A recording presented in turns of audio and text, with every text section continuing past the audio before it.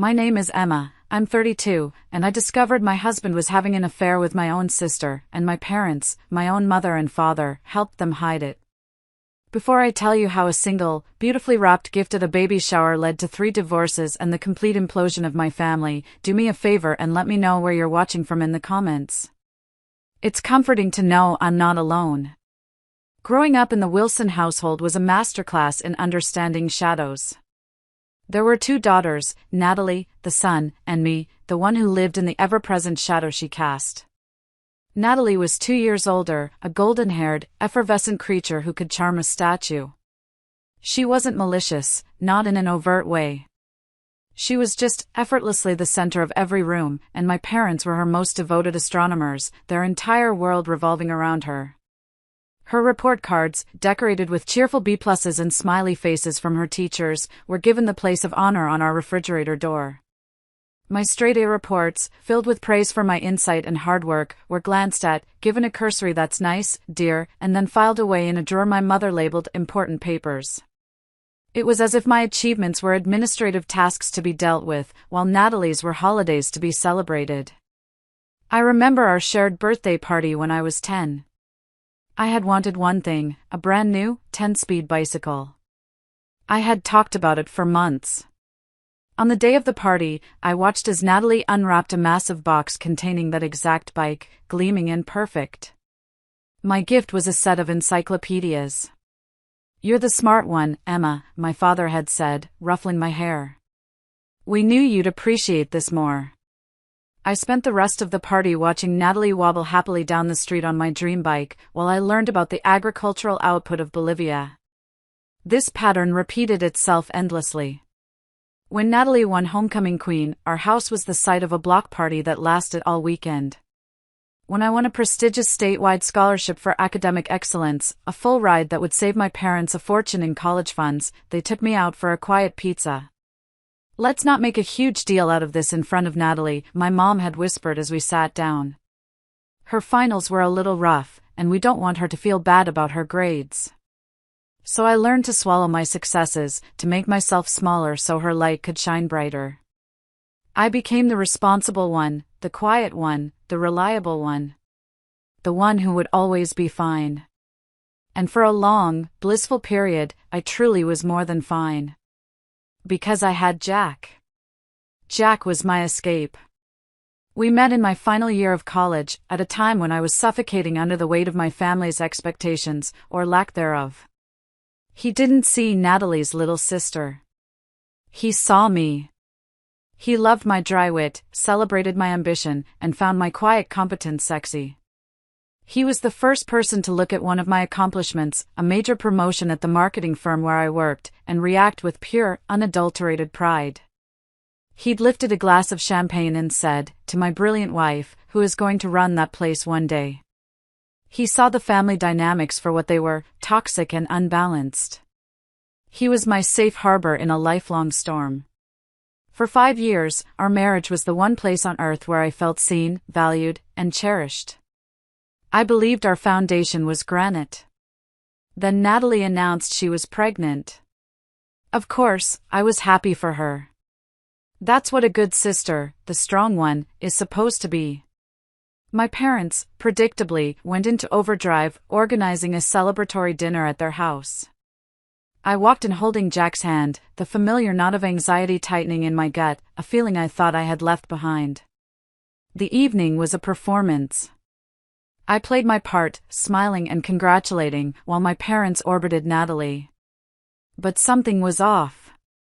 I started noticing little things, tiny dissonances in the family symphony. A glance between Jack and Natalie that lingered a fraction of a second too long. The casual way my mother would touch Jack's arm when she spoke to him, a gesture of ownership that felt jarringly out of place. I tried to brush it off, blaming the old insecurities that this house always managed to stir up. "This is Natalie's night," I chided myself. "Don't make it about you." Later, I went to use the upstairs bathroom. On my way back down the hall, I heard their voices drifting from the kitchen. My parents. The tone was hushed, conspiratorial. I paused at the top of the stairs, hidden by the shadows of the landing. He feels absolutely terrible about it, of course, my mother was saying, her voice a low murmur. But it was a mistake. A moment of weakness. It's over now. My blood ran cold. A mistake? Who? My father's voice, gruff and pragmatic, replied. What matters is that Natalie is happy and expecting. That's the priority. We can't let this ruin her reputation. Emma can never know. She's strong, she'll be fine. She's strong, she'll be fine. The unofficial family motto. The justification for 1,000 small cuts. My heart hammered against my ribs. A mistake. With who? Please, God, not. And then my mother delivered the final, fatal blow, the words that would detonate my entire world. I know, she sighed. Jack promised me it wouldn't happen again. We just have to make sure Emma doesn't find out about him and Natalie. Time stopped. The air in my lungs turned to glass. I couldn't move. I couldn't breathe. The sounds of the party downstairs, the laughter, the music, faded into a distant, mocking roar. My husband. My sister.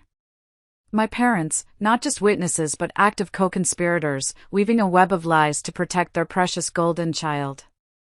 My marriage, my heart, my sanity, all acceptable collateral damage in the lifelong campaign to keep Natalie's world perfect. I didn't run down the stairs screaming. I didn't confront them. An eerie, terrifying calm washed over me. I turned around, walked silently back down the hall, and rejoined the party. When Jack smiled at me from across the room, I smiled back.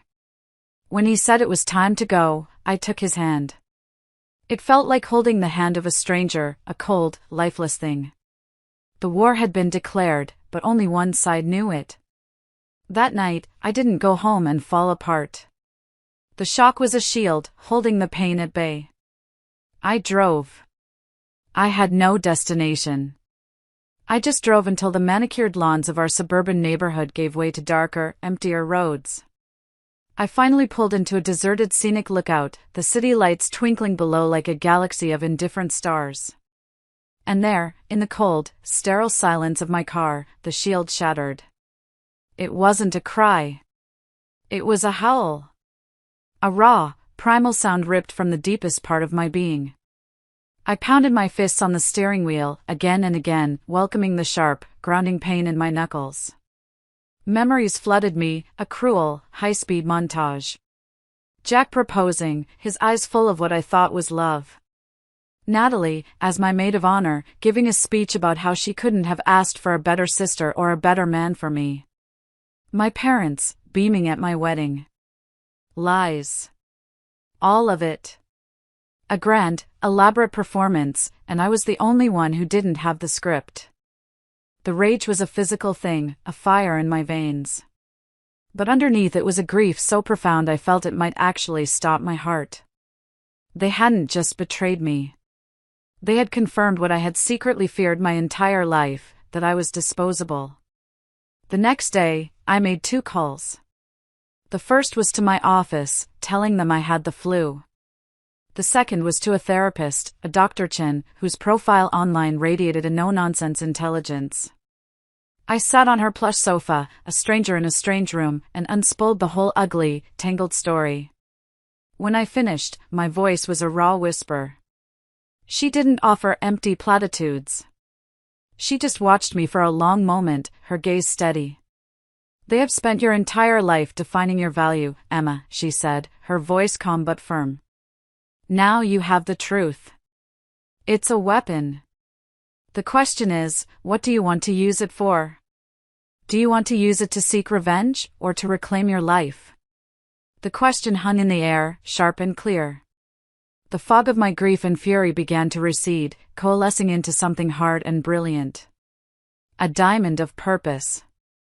I looked up, and for the first time in 24 hours, my vision was perfectly clear. Why can't I do both?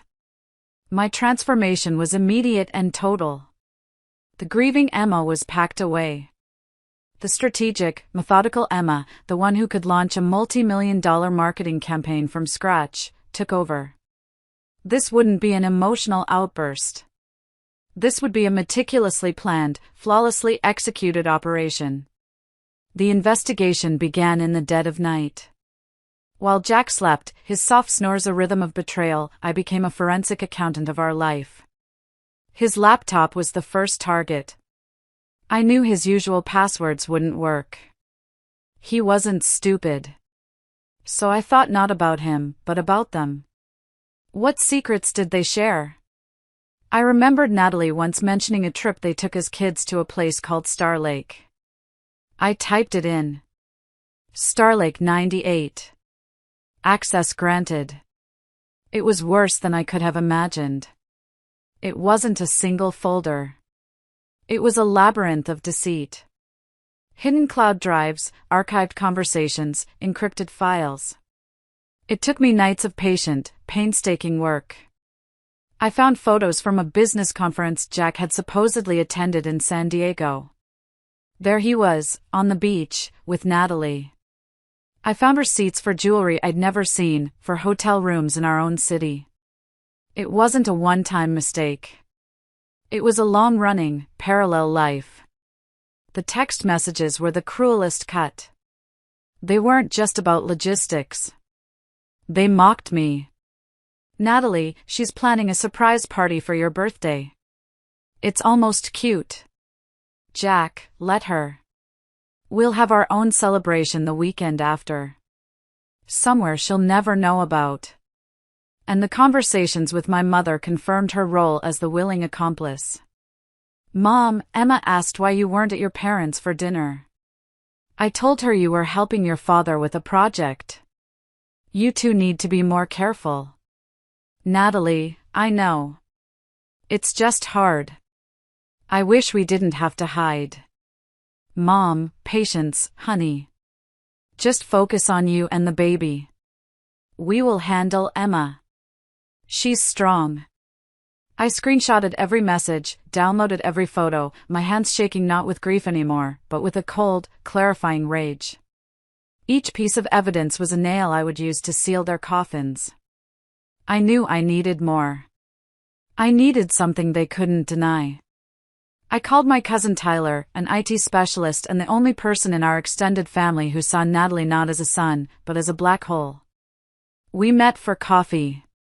I didn't need to explain much. I just turned my laptop around and showed him one photo. His face, normally so cheerful, hardened into a mask of disgust. I always knew she was a snake, he hissed. That woman is poison. What do you need, Em? Anything. I need to know what he's deleting, I said. I need to know what he's hiding now. He slid a tiny USB drive across the table. Keylogger, he said simply. Plug it into the back of his desktop. It's invisible. It will record every single keystroke. Every password, every search, every deleted message. He won't be able to hide a single thought. A week later, the perfect opportunity, the perfect stage for my final act, was delivered right to my door, gift-wrapped in my mother's oblivious voice. Emma, darling, she sang over the phone. I had the most wonderful idea. You're so brilliant at organizing things, and you have such wonderful taste. Would you do me the honor of planning and hosting Natalie's baby shower? The sheer, breathtaking audacity of it.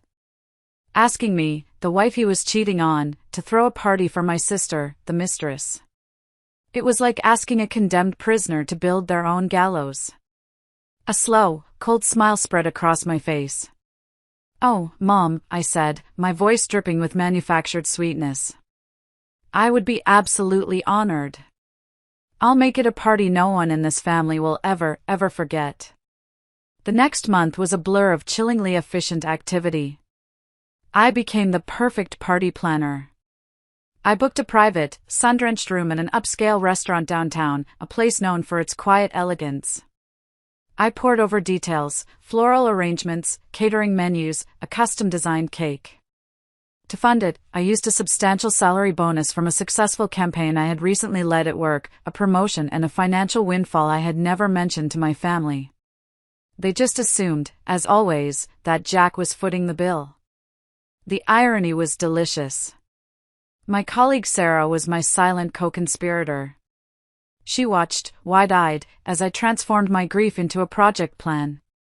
In the evenings, we'd sit in my home office, which I now called my war room, and curate the evidence.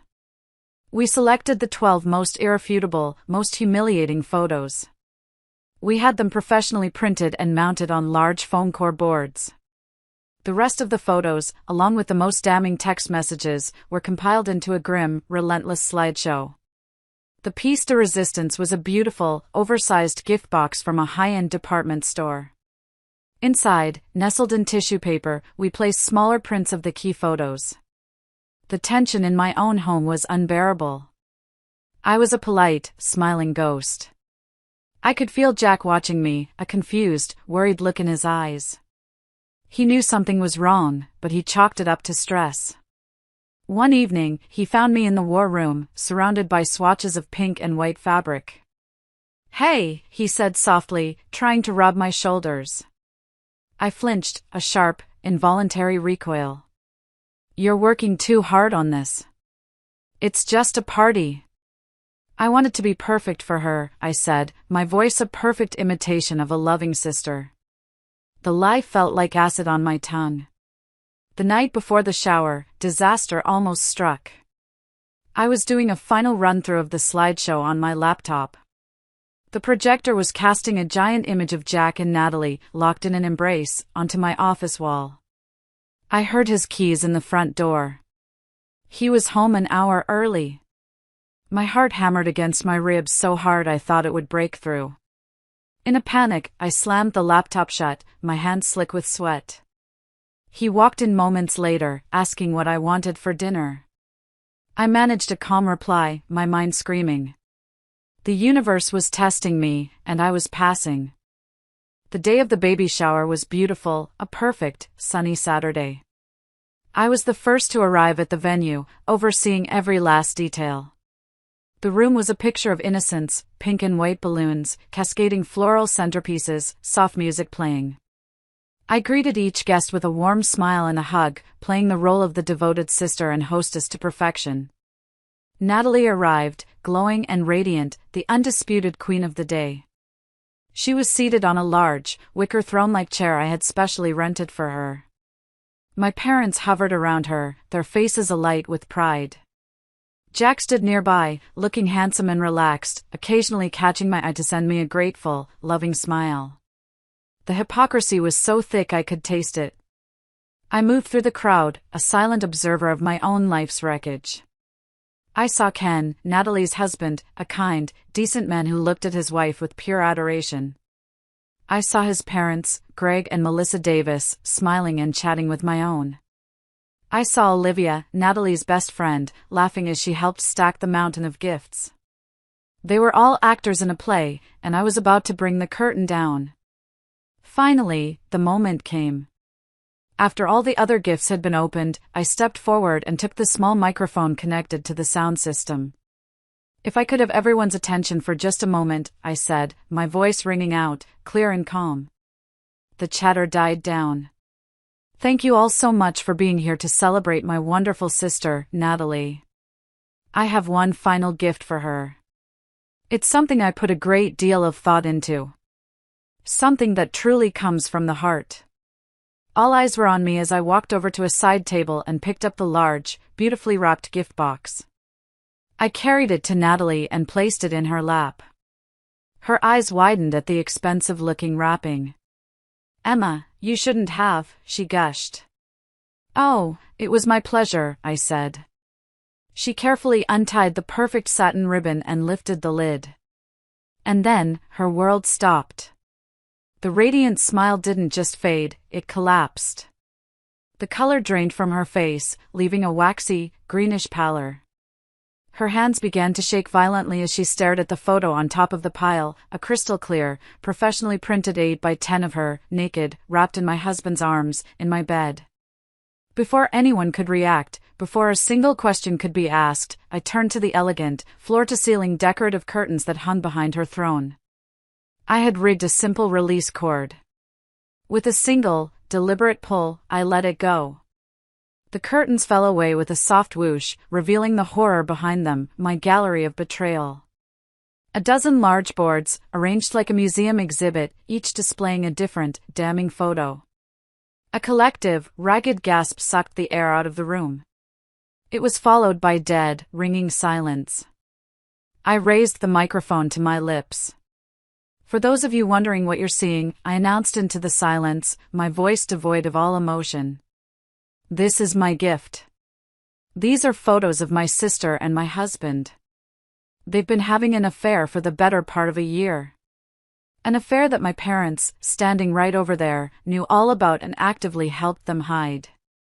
Because, as it has always been in this family, protecting Natalie's perfect reputation was far more important than my right to the truth about my own life and my own marriage. And then, chaos detonated. Ken, Natalie's husband, moved as if in a trance. He stumbled forward, snatched one of the photos, and stared at it. A terrible, guttural sound escaped his throat. He spun around to face his wife, his face a twisted mask of agony. "Is the baby even mine?" he roared, his voice cracking with a pain so raw it was terrifying. Natalie just sat there, paralyzed, silent tears streaming down her face. My father, his face a blotchy purple, took a step towards me. "Emma, you are hysterical. You're ruining everything over a simple mistake." That was the breaking point for Ken's father, Greg Davis. He was a quiet man, an accountant. But in that moment, he was a father defending his son's honor. He lunged past me and landed a solid, clean punch right on my father's jaw. My father went down like a sack of bricks. At the same moment, Ken's mother, Melissa, a woman who usually spent her time organizing charity bake sales, walked straight up to my mother. She didn't scream. She didn't hit. She looked her dead in the eye and said, her voice low and venomous, "You raised a snake, and you welcomed it into my son's house. The shame of this will follow your family forever." But the final, spectacular twist wasn't even mine. Olivia, Natalie's supposed best friend, was staring at one of the photos, a selfie taken in a car. Her face was ashen. She turned to her own husband, Marcus, who was standing beside her, trying to look invisible. "That's my car," she whispered, her voice trembling with dawning horror. "That's the antique compass my grandfather gave me, hanging from the rearview mirror." Ken, hearing this, his senses sharpened by rage, looked at the photo, then at Marcus's panicked face. "You," Ken snarled, pointing a shaking finger. "You were with her too, weren't you?" Cornered, panicked, and utterly stupid, Marcus cracked. "She told me you two were having problems," he yelled defensively, as if that were an excuse. "She came on to me. For all I know, the damn baby could be mine." A second mushroom cloud of betrayal rose over the room. 3 families, not 2, were now in ruins. And me? I calmly placed the microphone on a nearby table. I picked up my purse. And without a single backward glance, I walked out of the restaurant, leaving the cacophony of screaming, crying, and accusations behind me. The cool afternoon air on my face felt like the first clean breath I had taken in my entire life. The aftermath was a swift, clean amputation. I had my lawyer, a sharp, no-nonsense woman named Ms. Albright, serve Jack with the divorce papers the next day. His belongings were packed and waiting for him on the porch when he arrived. He tried to fight, to talk, to explain. I handled it all through Ms. Albright. I never spoke a single word to him again. The other divorces were messier. Ken and Olivia both filed immediately. The court-ordered paternity test, a key part of Ken's custody battle, or lack thereof, confirmed it. Marcus was the biological father. The scandal was the talk of their social circle for months. Natalie, abandoned by all 3 men and publicly disgraced, retreated to my parents' house, the fallen queen returning to her only remaining subjects. They cut me off, of course. No calls, no letters, no apologies. Their silence was the final, perfect gift. The year that followed was about excavation. I had to dig myself out from under the rubble of my old life and figure out who Emma Wilson was when she wasn't a wife, a daughter, or a sister. It was terrifying and exhilarating. I sold the house, split the proceeds with Jack, and moved into a bright, modern apartment downtown that was unapologetically mine. And I made a decision. I walked away from my corporate job. I was tired of fighting for a promotion, of trying to prove my worth to men who would never fully see it. I took my half of the house money, my savings, and my not insignificant severance package, and I invested it in myself. About a year after the baby shower, I was in a coffee shop, sketching out a business plan on a napkin, when a familiar voice said my name. It was Ken. He looked lighter. The haunted look was gone from his eyes. "Emma," he said, with a small, genuine smile. "You look good." "So do you, Ken," I replied. And it was true. We talked for a while. He was moving to Portland for a new job, a complete fresh start. Before he left, he paused. "For what it's worth," he said, his voice serious. "I know that day was hell. But thank you. In a weird way, you set me free." "You too, Ken," I said. "You too." That conversation was a turning point. It wasn't about revenge anymore. It was about liberation. A few weeks later, a letter with an unfamiliar return address arrived. It was from Diane Thompson, Jack's mother. I almost threw it out. But I opened it. Her handwriting was elegant, the words chosen with care. She wrote of her deep shame and sorrow for her son's actions. She didn't make a single excuse for him. The final sentence is something I have framed on my desk now. It reads, "You deserved a family who saw your light and celebrated it. Since they failed you, I hope you will go forward and build a life that reflects your own incredible worth." The validation I had craved from my own mother my entire life came from the mother of the man who broke my heart. Today, I'm standing in my new office. It's still mostly empty, just a desk, a chair, and a killer view of the city. But it's mine. I run my hand over the cool, frosted glass of the door. In clean, silver lettering, it reads, Phoenix Consulting. A little on the nose, maybe, but it feels right. I didn't just survive the fire. I was reborn in it. I didn't just get revenge. I got my life back. No, not back. I got a new one. One that is entirely, gloriously, and unapologetically my own. Thanks so much for listening to my story. It wasn't easy to share, but I hope it helps someone out there who feels overlooked or betrayed.